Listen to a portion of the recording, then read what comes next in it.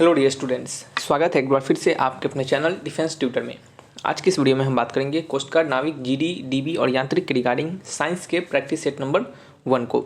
यह आपके combined questions के प्रैक्टिस सेट होंगे, यानी आपको यहाँ पे फिजिक्स, केमिस्ट्री, बायोलॉजी इन सभी से रिलेटेड जो आपके एक्सपेक्टेड क्वेश्चंस होंगे, यानी इन सभी से रिलेटेड जो आपके क्वेश्चंस एग्जामिनेशन में पूछे जा सकते हैं वो आपको क्वेश्चंस यहाँ पे करवाए जाएंगे। इस वीडियोस को अगर अच्छे से और हम आपको बताएं तो ये एक प्रकार के समझ सकते हैं कि जनरल साइंस के क्वेश्चंस हैं, जिसमें कि आपको सभी टॉपिक्स, सभी चैप्टर्स आपके कंबाइन होंगे। तो चलिए बढ़ते हैं अपने इस वीडियो लेक्चर्स की ओर। और जैसा कि आपको पता है कि मैथमेटिक्स के क्लास डीबी के रिगार्डिंग चल रहे हैं और जीडी के रिगार्डिंग फिजिक्स और मैथमेटिक्स दोनों के क्लासेस चल रहे हैं। और हम आपको बता दें कि अगर आप डीबी के रिगार्डिंग और कह सकते हैं सेक्शन 1 के रिगार्डिंग जो आपके रीजनिंग क्लासेस हैं उसके लिए परेशान हो रहे हैं तो उसके लिए टेंशन नहीं लीजिए। इससे प्रीवियस बैचेज वाले जो हमारे अग्नि बैचेज हैं और आपके जितने भी अग्नि बैचेस के एनालॉजी और आपके कोडिंग डिकोडिंग के जो लेक्चर हैं उन दोनों लेक्चर्स को अच्छे से देख लीजिएगा। और देन फिर उन दोनों लेक्चर्स को कवर करने के बाद आपको कुछ समय के बाद आपको फिर से हम रीजनिंग के टॉपिक्स, रीजनिंग के लेक्चर्स को स्टार्ट करेंगे, जिसमें कि आपके सारे बचे हुए और भी लेक्चर्स को कवर कर दिया जाएगा। सो टेंशन नहीं लेना है। सबसे पहले रीजनिंग के लिए परेशान नहीं होना है। रीजनिंग के लिए ध्यानपूर्वक सुनिएगा। हमने क्या बोला आपको कि अग्नि बैचेस के यानी इससे प्रीवियस ईयर वाले बैचेस के आप क्या कीजिए, रीजनिंग के सारे लेक्चर्स को देख लीजिए। देन फिर कुछ समय के बाद आपको रीजनिंग के लेक्चर स्टार्ट होंगे, जिसमें कि आपके सारे बचे हुए टॉपिक्स आपको करवा दिए जाएंगे। ठीक है, बचे हुए टॉपिक्स यानी आपको सभी टॉपिक्स के रिलेटेड कंसेप्ट और साथ ही साथ उनके कुछ क्वेश्चंस आपको करवा दिए जाएंगे, ताकि क्या होगा, आपको एक प्रकार का नॉलेज हो जाएगा और आपके पास जो भी बुक्स है आप उसको बनाते रहिएगा, आपका प्रैक्टिस होता रहेगा। ठीक है, तो चलिए बढ़ते हैं अपने इस वीडियो लेक्चर्स की ओर। ज़्यादा समय नहीं देंगे यहाँ पे। और ये जो आपके कंबाइंड क्वेश्चंस होंगे, यानी ये जो साइंस के क्वेश्चंस होंगे, इसमें जिनके आपको कह सकते हैं कि कुछ एक्स्ट्रा उनके बारे में नॉलेज जानना जरूरी होगा तो हम आपको बताएंगे, नहीं तो सिंपली उसके आंसर बताएंगे और आगे की ओर बढ़ेंगे। ठीक है, तो चलिए बढ़ते हैं अपने इस वीडियो लेक्चर्स की ओर। और आपको बता दें कि साइंस के लिए आप अगर परेशान हो रहे हैं कि सोच रहे होंगे कि सर अभी तक साइंस के आपने ये पहला लेक्चर दे रहे हैं, तो हम आपको बता दें कि साइंस के जो आपके अग्नि बैचेज हैं यानी प्रीवियस बैचेज के जो लेक्चर हैं उसमें हमने आपको 42 लेक्चर दिया है। ठीक है, और इस 42 लेक्चर में सभी में आपका 10-10 क्वेश्चन है, तो 420 लेक्चर यहाँ पे 420 क्वेश्चन यह हो जाता है। यदि आप इन सभी क्वेश्चन को देख लेते हैं, अच्छे से सीख लेते हैं, पढ़ लेते हैं, तो आपको बहुत सारे क्वेश्चन, ये हमारा वादा है कि बहुत सारे क्वेश्चन इसमें से आएंगे, क्योंकि प्रीवियस समय में भी आए थे तो इस बार भी आने के आपके चांसेस हैं। तो इसको इग्नोर नहीं कीजिएगा, अच्छे से देखिएगा। ठीक है, और आपको बता दें कि हमारे स्टार्टिंग वाले बैचेज जो थे, जिसमें कि हमने आपको फिजिक्स अलग से, केमिस्ट्री अलग से करवाया हुआ है, उनके भी सारे क्वेश्चंस को देखिएगा, वो भी आपके लिए इंपॉर्टेंट है। ठीक है, तो चलिए बढ़ते हैं अपने इस वीडियो लेक्चर्स की ओर। पहला क्वेश्चन आप यहाँ पे देख सकते हैं, यहाँ पे लिखा जा रहा है कि for which diode is use. Diode जो होता है वो किसके लिए यूज किया जाता है। ठीक है, तो डायोड का जो यूज होता है वो आपके प्यूरिफिकेशन के लिए यूज किया जाता है। तो इसका आंसर क्या हो जाता है, ऑप्शन नंबर 4, यानी शुद्धिकरण के रूप में यूज किया जाता है। सिंपल सी बात है कि आपको पता होना चाहिए कि डायोड का काम क्या होता है। डायोड का काम होता है करंट को ओनली वन डायरेक्शन में फ्लो करवाना। ठीक है, यहाँ पे लिख सकते हैं फ्लो करंट, लिख सकते हैं कि flow current in only one direction, यानी समझ सकते हैं, यानी कह सकते हैं कि धारा को, यानी करंट की धारा को क्या करना, करंट को एक ही दिशा में फ्लो करवाना, ये काम होता है डायोड का। डायोड का काम होता है कि फॉरवर्ड कंडीशन में अगर करंट पास कर रहा है तो उसके रिवर्स कंडीशन में हमारा करंट नहीं पास करना चाहिए। ठीक है, और डायोड का आपने यूज़ देखा होगा। डायोड का यूज़ कहाँ पे होता है, आप जीनर डायोड के बारे में पढ़ा होगा आपने। तो जीनर डायोड का जो यूज होता है वो आपके वोल्टेज रेगुलेटर के तौर पर यूज किया जाता है। और उसे हम कहाँ पर यूज करते हैं, तो उसे हम यूज करते हैं आपके, तो कहाँ यूज किया जाता है, तो उसे हम स्टेबलाइजर में यूज करते हैं। ठीक है, तो चलिए नेक्स्ट क्वेश्चन है हमारा क्वेश्चन नंबर 2। लिखा जा रहा है कि who among the following developed the technology under ground nuclear explosion. ठीक है, कहा जा रहा है कि निम्नलिखित में से किसने भूमिगत परमाणु विस्फोट की तकनीक का विकास किया था। ठीक है, तो उनका नाम क्या था, तो उनका नाम था होमी जहांगीर भाभा, यानी ऑप्शन नंबर कौन सा है, 1 इज द करेक्ट आंसर। ठीक है, ये सिंपल सा याद करने वाला क्वेश्चन है, आपको याद रखना है। नेक्स्ट है which among the following types of coal produce most heat per unit, यानी कहा जा रहा है कि निम्नलिखित में से किस प्रकार का जो कोयला होता है वो सबसे ज़्यादा अधिक ऊष्मा हमें प्रदान करता है। देखिए, कोल के जो होते हैं यानी कोयला जो होता है उसके बहुत अलग अलग प्रकार के होते हैं, जैसे 3-4 प्रकार के होते हैं, जिसमें कि आपको लिग्नाइट हो गया, पीट हो गया, एंथ्रासाइट हो गया, एक बिटुमिनस भी होता है जो कि यहाँ पे नहीं दिया गया है। तो आपसे पूछा जा रहा है कि इन सभी प्रकार में से आपके कौन सा ऐसा कोल जो होता है वो पर यूनिट हमें हीट क्या होता है, आपका ज़्यादा देता है। ठीक है, तो पर यूनिट हीट हमें ज़्यादा देता है, उस कोल का नाम होता है एंथ्रासाइट। क्या होता है, एंथ्रासाइट। तो ऑप्शन नंबर क्या हो गया, 3 इज द करेक्ट आंसर। ठीक है, चलिए नेक्स्ट क्वेश्चन आपका नंबर 4 है। Which among the following waves is use for communication bye artificial satellite. ठीक है, आपके आर्टिफिशियल सैटेलाइट के कम्युनिकेशन के लिए हम कौन से वेव का उपयोग करते हैं। आर्टिफिशियल सैटेलाइट के कम्युनिकेशन के लिए हम कौन से वेव का प्रयोग करते हैं, तो तो इसका आंसर क्या होगा, कौन से वेव को हम आर्टिफिशियल सैटेलाइट के कम्युनिकेशन के रूप में यूज करते हैं, तो वो होता है हमारा माइक्रोवेव्स। ठीक है, तो option number 1 is the correct answer. Next question है नंबर फिफ्थ नंबर क्वेश्चन में लिखा जा रहा है कि what is found in frequency modulation. Frequency modulation में हमें क्या देखने को मिलता है। ठीक है, तो बताइए क्या होता है। तो फ्रीक्वेंसी मॉड्यूलेशन में हमारा जो फ्रीक्वेंसी होता है वो क्या होता है, हमारा फिक्स्ड होता है। ठीक है, फ्रीक्वेंसी मॉड्यूलेशन में हमारा फ्रीक्वेंसी जो होता है वो क्या होता है, फिक्स्ड होता है। ठीक है, तो फ्रीक्वेंसी मॉड्यूलेशन में क्या होता है, फ्रीक्वेंसी मॉड्यूलेशन में हमारा फ्रीक्वेंसी फिक्स रहता है, यानी आवृत्ति मॉड्यूलन में क्या पाया जाता है, तो निश्चित आवृत्ति को पाया जाता है। ठीक है, तो आंसर क्या होगा, ऑप्शन नंबर 1। नेक्स्ट है आपका नंबर 6। यहाँ पे लिखा जा रहा है कि when the speed of car is double then what will be the braking force of the car to stop it in the same distance. ठीक है, अगर कार का स्पीड यदि डबल हो जाता है तो कहा जा रहा है कि what will be the braking force, तो कितना ब्रेकिंग फोर्स लगेगा हमें कार को स्टॉप करने के लिए सेम डिस्टेंस तक। ठीक है, तो चलिए आपको बता दें कि पहले तो कैसे बनाएंगे इस क्वेश्चंस को। तो देखिए ये क्वेश्चंस क्या है, इस प्रकार के क्वेश्चंस आपके एग्जामिनेशन में दिए जाते हैं आपके सेक्शन 1 में। ऐसा नहीं सोचिएगा कि सेक्शन 1 में ऐसे क्वेश्चंस नहीं होते हैं। यदि आपको नहीं पता होगा तो आप जाइएगा और सैम्पल पेपर को देखिएगा, सैम्पल पेपर में ऐसे क्वेश्चंस हैं। तो ऐसा नहीं है कि इसको इग्नोर करना है, तो अच्छे से सीखना है ऐसे क्वेश्चंस को। सिंपल सा क्वेश्चन होता है कि डिस्टेंस हमारा फिक्स्ड है, यहाँ पे लिखा जा रहा है सेम डिस्टेंस, तो डिस्टेंस हमारा फिक्स्ड है। इनिशियली वेलोसिटी क्या होगा, u होगा, और बाद में वेलोसिटी जो क्या होगा वो 0 हो जाएगा। क्यों 0 हो जाएगा, क्योंकि कार को स्टॉप करना है, कार को हमें क्या करना है, स्टॉप्स करना है। तो मानते हैं कि इनिशियल जो फोर्स है हमारा F फोर्स है, और वो किसके बराबर होता है, m इंटू ए के बराबर होता है, m इंटू ए के बराबर होता है। आपको पता है कि ये जो a होता है हमारा एक्सेलरेशन होता है।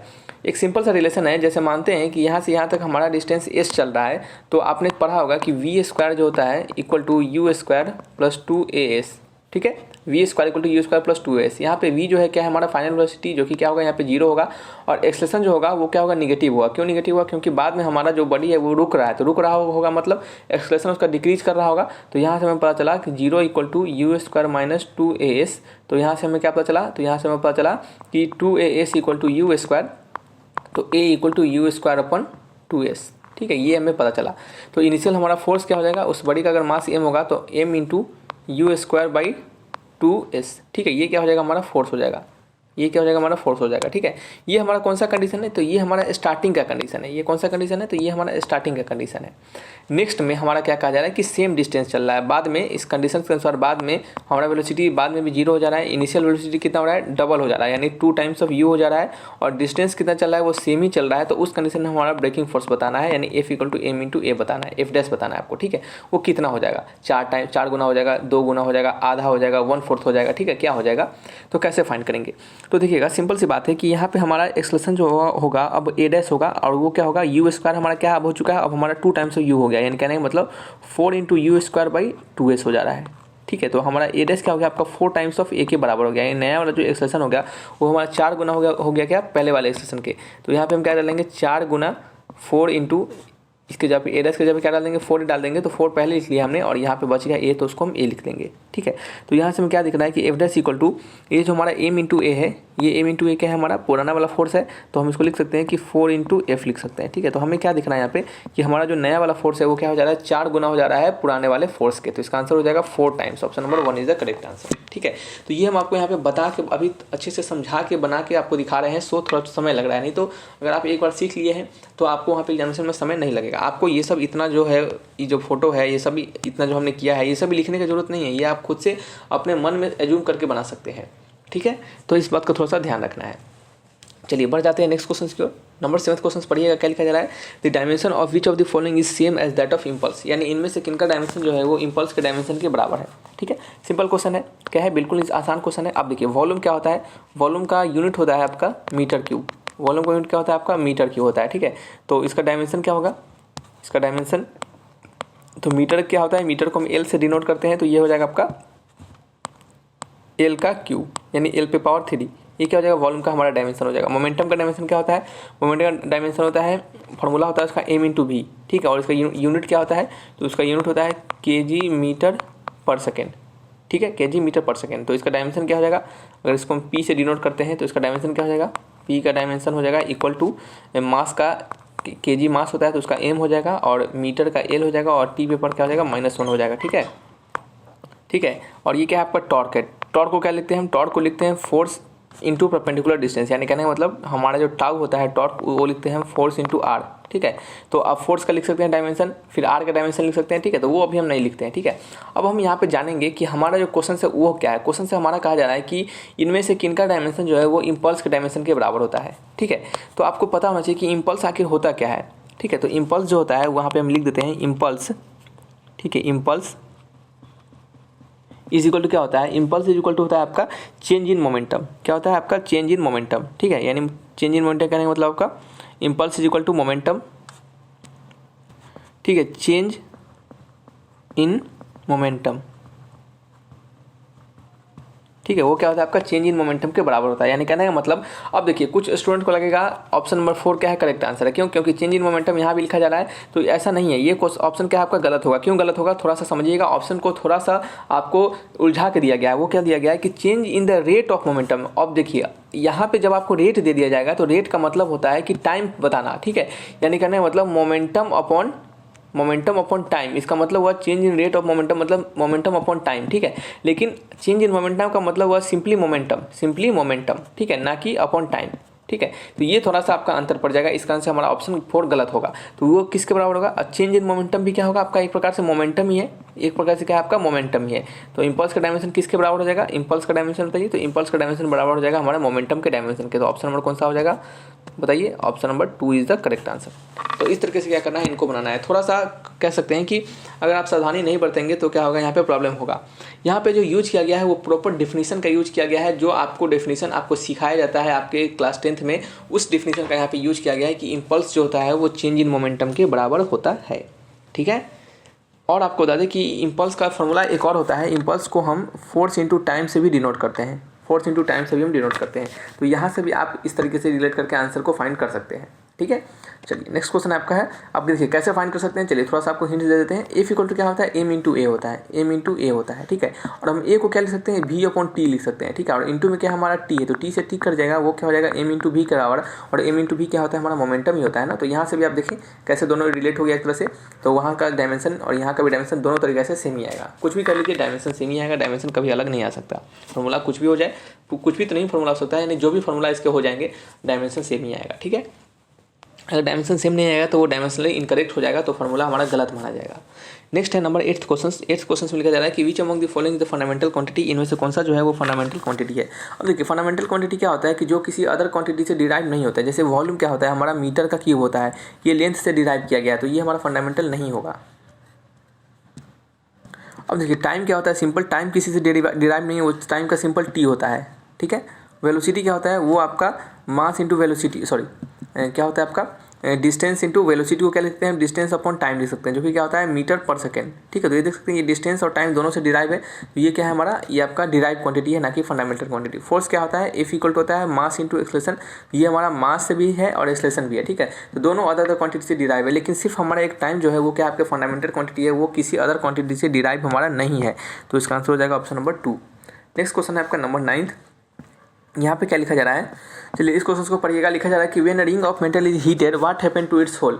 जब हम मेटल के रिंग को क्या करते हैं, when a ring of metal is heated, जब हम क्या करते हैं एक धातु के वलय को गर्म करते हैं, तो उसके जो अंदर छिद्र होता है उसका क्या होता है, वो एक्सपैंड करता है, कंट्रास्ट करता है, यानी सिकुड़ता है, या फिर एक्सपैंड और contrast according to its diameter के अनुसार उसका एक्सपैंड और कंट्रास्ट करेगा, या फिर इट एक्सपैंड्स और contrast according to its coefficient of explosion, ठीक है। तो इसका आंसर क्या होगा, ठीक है।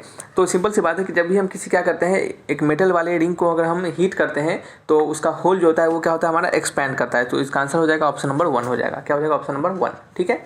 चलिए नेक्स्ट क्वेश्चन है number 10th। If the diameter of capillary is double then rise of water in it will be. अगर यदि किसी कोशिका का व्यास दोगुना हो जाता है तो उसके मतलब उसमें जल का उदय कितना होगा, यानी उसमें उसको जो वाटर का राइज होगा वो कितना होगा, ठीक है। तो सिंपल सा बात है कि जो रेडियस ऑफ कैपिलरी ट्यूब जो होता है वो इन्वर्सली प्रोपोर्शनल होता है आपके हाइट के, यानी कहने का मतलब एच जो होता है वो इन्वर्सली प्रोपोर्शनल होता है आपके कह सकते हैं हाइट के, तो यहाँ पे हाइट हो गया हमारा जो कि इन्वर्सली प्रोपोर्शनल है किसके, रेडियस के। ठीक है, अगर किसी भी कोई भी आप कह सकते हैं कि हमारा क्वांटिटी किसी के इन्वर्सली प्रोपोर्शनल है उसके रेडियस के, तो हम कह सकते हैं कि उसके इन्वर्सली प्रोपोर्शनल होगा उसके डायमीटर के भी। क्यों? क्योंकि रेडियस जो होता है आपका वो सिंपल r होता है और डायमीटर क्या होता है आपका 2 टाइम्स ऑफ r होता है। ठीक है, तो इसको हम अगर भाग कर दे 2 से, तो 2 भी हमारा एक कांस्टेंट क्वांटिटी है ना, तो कांस्टेंट करेगा प्रोपोर्शनलिटी बाद में दिया जाएगा, तो उससे फर्क हमारा नहीं पड़ेगा। ठीक है, तो यहाँ से हमें क्या पता चला कि जो हमारा h होता है वो क्या होता है, इन्वर्सली प्रोपोर्शनल होता है डायमीटर के। ठीक है, तो h इक्वल टू क्या हो गया, sorry h into D equal to क्या हो गया, कांस्टेंट हो गया। अब कहा जा रहा है कि if the diameter of capillary is double, अगर कैपिलरी के डायमीटर को हम डबल कर देंगे, कैपिलरी के डायमीटर के डबल कर देंगे तो आपका हाइट में क्या चेंज होगा। कैपिलरी के डायमीटर को अगर हम डबल कर देते हैं तो आपके हाइट में क्या चेंज होगा। यानी मान लेते हैं कांस्टेंट ऑफ, यहाँ पे प्रोपोर्शनलिटी को हटा के के डालते हैं और नीचे क्या डालते हैं, डी डाल देते हैं। ठीक है, तो हमारा डायमीटर क्या हो गया, अगर 2 टाइम्स हो गया, डायमीटर यदि हमारा 2 टाइम्स हो गया तो हमारा के कितना, एच कितना हो जाएगा। तो स्वाभाविक बात है कि यहाँ 2 से गुना हो जाएगा, तो हमारा जो नया एच होगा, यानी कहने का मतलब एच डैश जो हो जाएगा वो क्या हो जाएगा आपका के टाइम्स ऑफ 2 इंटू डी। ठीक है, यानी कहना है मतलब 1/2 और k/d को हम h लिख सकते हैं, तो क्या हो गया हमारा h डैश का वैल्यू h/2 के बराबर हो गया। यानी कहना है मतलब हमारा जो नया जो हाइट होगा कैपिलरी का, यानी राइज इन जो वाटर होगा वो क्या होगा हमारा आधा हो जाएगा। ठीक है, तो आंसर हो जाएगा option number 2 is the correct answer. ठीक है, ये सिंपल सा क्वेश्चन है, ये आपको समझाने के लिए हमने आपको इतना बताया, नहीं तो सिंपल याद रखिएगा कि इन्वर्सली प्रोपोर्शनल होता है डायमीटर के, डायमीटर बढ़ेगा तो हाइट घटेगा, हाइट बढ़ेगा तो डायमीटर क्या होगा आपका घटेगा। ठीक है, तो इस तरीके से क्या करते हैं इन क्वेश्चंस को आप बना सकते हैं। तो चलिए रखते हैं इस वीडियो को यहीं पे, मिलेंगे नेक्स्ट वीडियो में। किसी पर डाउट रहेगा तो आप कमेंट बॉक्स में लिखकर हमसे पूछ सकते हैं। ठीक है, तो thanks for watching my video, तब तक के लिए बाय बाय।